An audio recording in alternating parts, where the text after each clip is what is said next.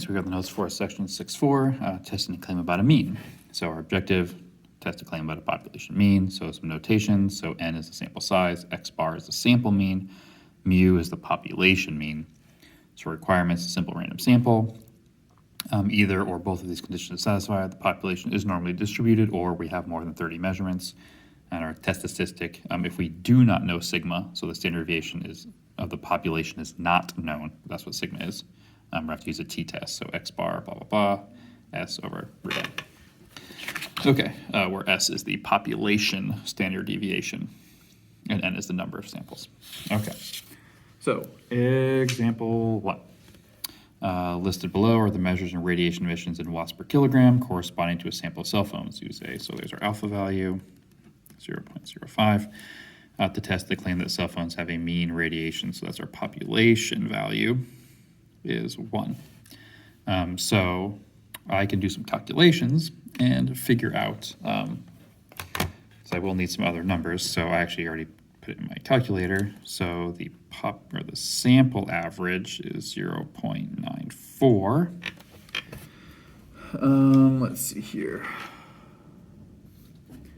So, what else do we know? We need S.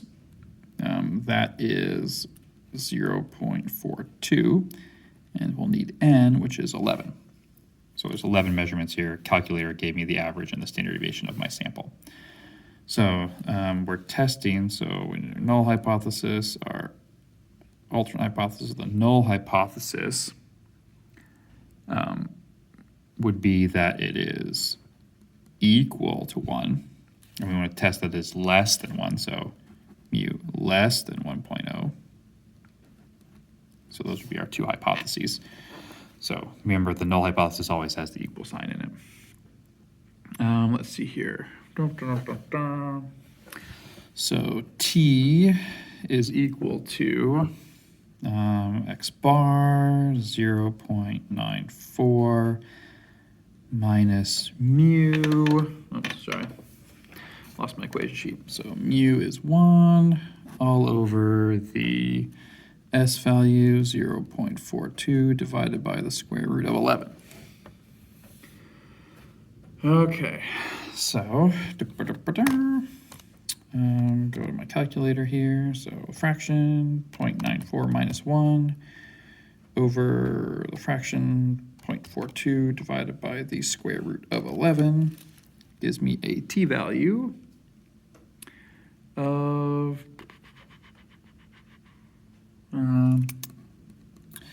negative 0.474-ish. So we got one tail. So for t, so less than means we got a failure region down here.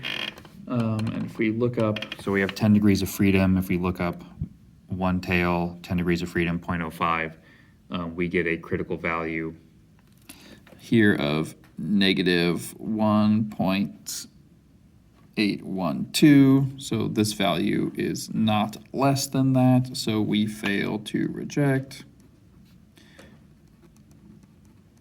H0, which means it is possible that the average is 1. Or we do not accept this. So we cannot say that it is less than 1. It could be 1 or greater. Okay. So example 2. Plane crash in Charlotte, North Carolina. There should be a comma there. Bloop. 21 passengers were killed in Lake George, New York. 20 passengers died when Ethan Allen tour boat capsized in Baltimore's Inner Harbor. 5 passengers died when water taxis. In all of these fatal incidents, overloading was thought to be a contributing factor. That should be loading. Capacities were based on old estimates of the mean weight of men, but that mean has increased in recent years with the effect that some boats and airplanes have been overloaded and unsafe. Using the weights for a simple random sample of men, the following sample statistics were obtained. So we'll jump down here. So n equals 40. The sample average is 182.9, and the sample standard deviation is 40.8. Use results to test the claim that the mean weight is greater than 163.3. So alpha is 0.05. Okay, so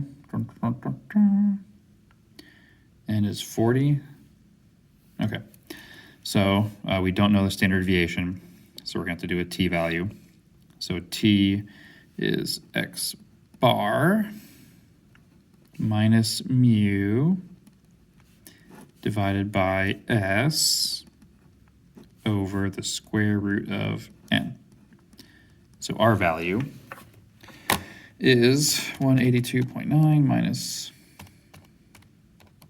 166.3 over 40.8 divided by the square root of 40. So our t-value is 2.57.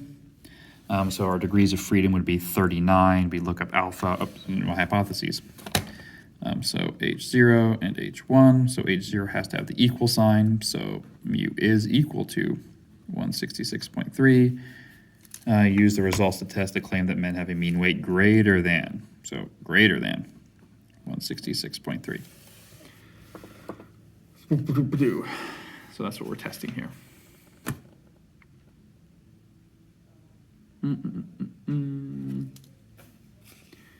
So let's see here.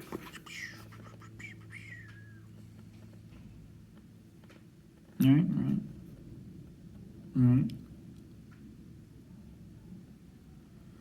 Okay, so what is our critical t-value? So we got our curve, we got our lovely line, so greater than, so we're gonna have our tail up here, so our reject area is up here. So 2.57 is our value. With that and that degrees of freedom, our critical value is 1.68. So that means this value definitely falls in there. So we reject H0, which means it is likely that the average weight is more than